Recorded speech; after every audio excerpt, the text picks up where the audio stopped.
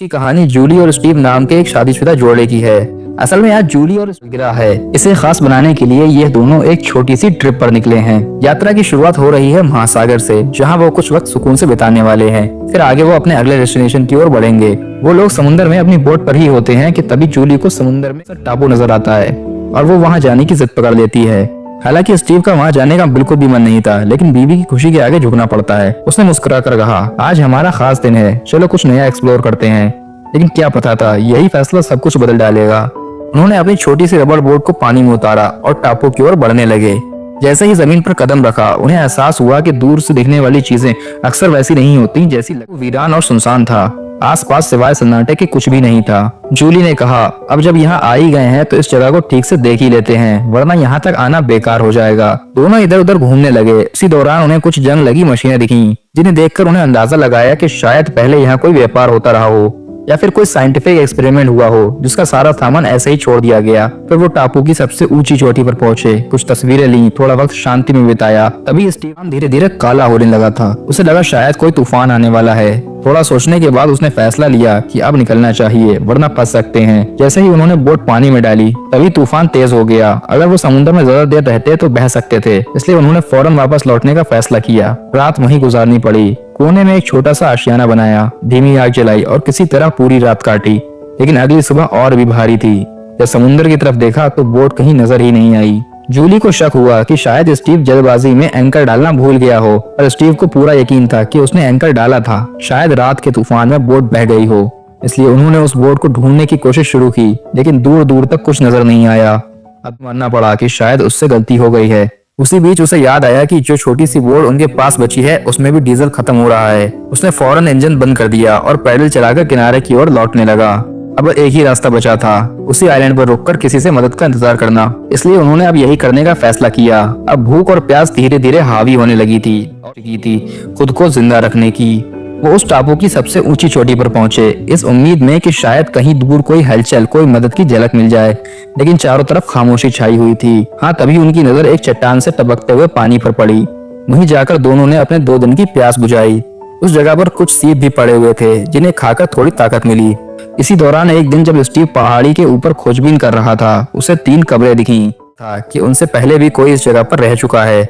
शायद कोई और भी ऐसे ही फंसा था जो कभी वापस नहीं जा सका। अब वक्त धीरे धीरे गुजरने लगा था। दिन से रात, फिर दोपहर और फिर अगला दिन। लेकिन सब कुछ वैसे ही ठहरा हुआ था जैसे समय थम गया हो। खाना सीमित था, जिस वजह से अब कमजोरी भी साफ नजर आने लगी। स्टीव लगातार जूली का हौसला बढ़ा रहा था। वो कहता था, हमें लड़ना होगा, मजबूत बने रहना होगा, ये सब एक इम्तिहान है जो गुजर जाएगा और फिर अच्छे दिन जरूर आएंगे। लेकिन ये बातें जूली को अंदर से ताकत नहीं दे पा रही थीं। काम करते हुए वो अचानक बेहोश हो गई। स्टीव घबरा गया और झट से उसे गोद में उठाकर झोपड़ी में लाया, पर हाथ रखकर यही सोचता रहा, अब कुछ करना ही पड़ेगा, ऐसे बैठकर तो कुछ नहीं बदलने वाला। अगली सुबह जूली की हालत थोड़ी संभली तो स्टीव उसे लेकर द्वीप के दूसरे हिस्से की तरफ निकल गया, जहाँ उसने ढेर सारी पेंगुइन्स देखी। अब आप समझ ही गए होंगे कि वो क्या सोच रहा था। लेकिन जूली इसके लिए बिल्कुल तैयार नहीं थी। वो नहीं चाहती थी कि किसी को मारकर अपना पेट भरे। मगर स्टीव जानता था, अगर उसने अब भी कदम नहीं उठाया तो ज्यादा दिन तक नहीं बच पाएंगे। इसलिए उसने एक नुकीले हथियार से एक पेंगुइन का शिकार किया।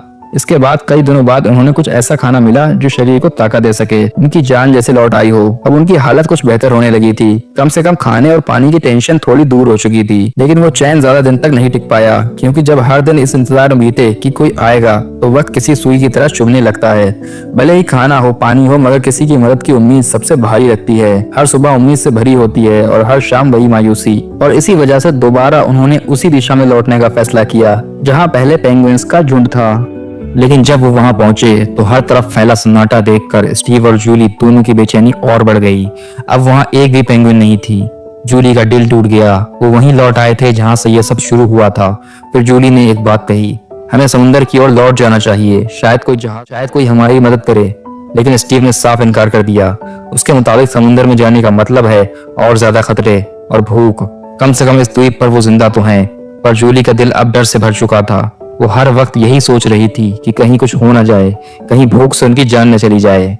और तभी दूर समुद्र में एक जहाज की हल्की सी रोशनी दिखाई दी। दोनों बिना वक्त गवाए किनारे की तरफ दौड़े, चिल्लाने लगे, हाथ हिलाने लगे, लेकिन आवाज वहां तक नहीं पहुंच सकती थी। काश इन्होंने धुआं किया होता, कोई आग जलाई होती तो शायद किसी की नजर पड़ जाती। जूली ने फौरन लकड़ियां जमा करके आग जलाने की कोशिश शुरू की, लेकिन इतने में स्टीव ने एक बड़ा कदम उठा लिया। वो छोटा समुद्र में उतर गया।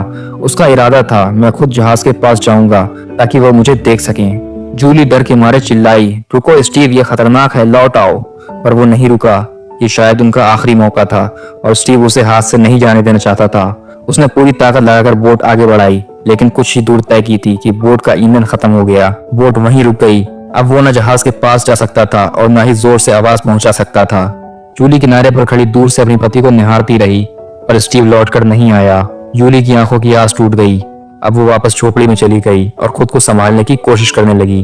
अगली सुबह दरवाजे पर दस्तक हुई। जूली ने जैसे ही दरवाजा खोला, सामने स्टीव खड़ा था, घायल, थका हुआ लेकिन जिंदा। जूली ने उसे तुरंत सहारा दिया, अंदर लाकर लिटाया। स्टीव ने बताया कि बोट समुद्र की एक बड़ी लहर से टकरा गई थी और वो खुद एक चट्टान से जा भिड़ा था, जिससे उसके पैर बुरी तरह से जख्मी हो गया। उसने दर्द सहते हुए खुद को जैसे तैसे किनारे तक खींचा और फिर झोपड़ी तक लौटा। अब जूली को सब संभालना था। उसने चाकू गर्म किया और स्टीव की नसों को जोड़ने की कोशिश की। दर्द इतना ज्यादा था कि स्टीव बेहोश हो गया। अब सारा जिम्मा, पानी, इलाज, सब कुछ। सुबह जब स्टीव को होश आया तो उसने कहा, मैं जानता था कि तुम पर यह सब आ जाएगा, पर मुझे उम्मीद थी कि तुम हिम्मत नहीं हारोगी। जूली ने मुस्कुराकर उसका हाथ थामा। हम साथ हैं और जब तक साथ हैं सब संभाल लेंगे। धीरे धीरे फिर से दिन गुजरने लगे और शायद आपको यकीन न हो, पर अब इन्हें इस द्वीप पर रहते हुए 1 महीने से भी ज्यादा वक्त बीत चुका था। अब जूली और स्टीव एक दूसरे के सहारे जी रहे थे। इसी के साथ वक्त बीतता गया और एक दिन जब जूली बाहर कुछ सामान लेने निकली तो उसने दूर पहाड़ों पर बर्फ जमती देखी। यानी अब ठंड का दौर शुरू हो चुका था और खतरा और ज्यादा करीब आ गया था। वो तुरंत लौटी और स्टीव से बोली, हमें अब यहाँ से निकलना होगा। लेकिन स्टीव ने साफ कह दिया कि वो चलने की हालत में नहीं है। जूली बाहर से तो मान गई, पर अंदर ही अंदर वो समझ चुकी थी कि अगर अब कदम नहीं उठाया तो शायद दोनों की जान चली जाए। स्टीव हमेशा से मुश्किल फैसले लेने में पीछे रहा है। उसी वजह से वो जहाज वाला मौका भी हाथ से निकल गया था। उसी सुबह जूली ने फिर कहा कि समुद्र की ओर चलना चाहिए, शायद कोई जहाज उन्हें देख ले। काश उस दिन उसकी बात मान ली गई होती तो आज कहानी कुछ और होती। लेकिन अब पछताने से क्या फायदा। एक रात जब जूली ने चुपचाप कुछ जरूरी सामान उठाया और निकल पड़ी अकेले, इस भरोसे पर कि कोई ना कोई तो मदद के लिए मिलेगा। ठंड अब जानलेवा हो चुकी थी। हर ओर बर्फ की सफेद चादर और ऊपर से जमाने वाली हवा। जूली चलती रही, रुकती रही, कई बार गिरी, लेकिन थमी नहीं। रात को खुले आसमान के नीचे उसी बर्फ पर सोई और अगली सुबह फिर सफर शुरू किया। 3 दिन की कड़ी मेहनत और हिम्मत के बाद उसे दूर एक लाल रंग की इमारत दिखी। शायद कोई रिसर्च स्टेशन हो या फिर उसकी किस्मत का नया दरवाजा। भागकर वो अंदर पहुंची। वहां कोई नहीं था, लेकिन खाने का सामान, गर्म कपड़े और स्नोबोर्ड जरूर थी। जूली ने पहले पेट भरकर खाना खाया, फिर राहत की सांस ली। कुछ देर बाद वो वापस अपने ठिकाने की तरफ निकल पड़ी, इस बार उम्मीद के साथ। जब वो वहां पहुंची तो नजारा दिल तोड़ने वाला था। एक भयानक तूफान ने उनकी झोपड़ी तबाह कर दी थी। स्टीव अंदर दबा पड़ा, तरह से जमा हुआ। जूली उसे खींचते हुए स्नोबोर्ड तक लाई, तुरंत रिसर्च स्टेशन ले गई और जल्दी से उसे गर्म कपड़ों से ढक दिया। थोड़ी ही देर में स्टीव की सांसें लौटने लगी। धीरे धीरे उसका शरीर गर्म हुआ और वो होश में आने लगा। अब दोनों के पास छत थी, खाना था और सबसे बड़ी चीज, उम्मीद। स्टीव भी अब काफी ठीक हो चुका था। एक रात दोनों ने साथ बैठकर म्यूजिक पर डांस किया, जैसे जिंदगी लौट आई हो। और फिर वो दिन आया जिसे देखने के लिए इन्होंने 42 दिन इंतजार किया था। वैज्ञानिकों की टीम आ चुकी थी, अब बचना तय था। जूली दौड़कर स्टीव से लिपट गई, सब कुछ ठीक हो जाएगा। और यहीं ये कहानी इसी के साथ खत्म हो जाती है। उम्मीद है आपको ये कहानी पसंद आई होगी। अगर वीडियो अच्छी लगी हो तो इसे लाइक करना ना भूलें, सब्सक्राइब करें। मिलते हैं अगली वीडियो में, तब तक के लिए बी सेफ एंड कीप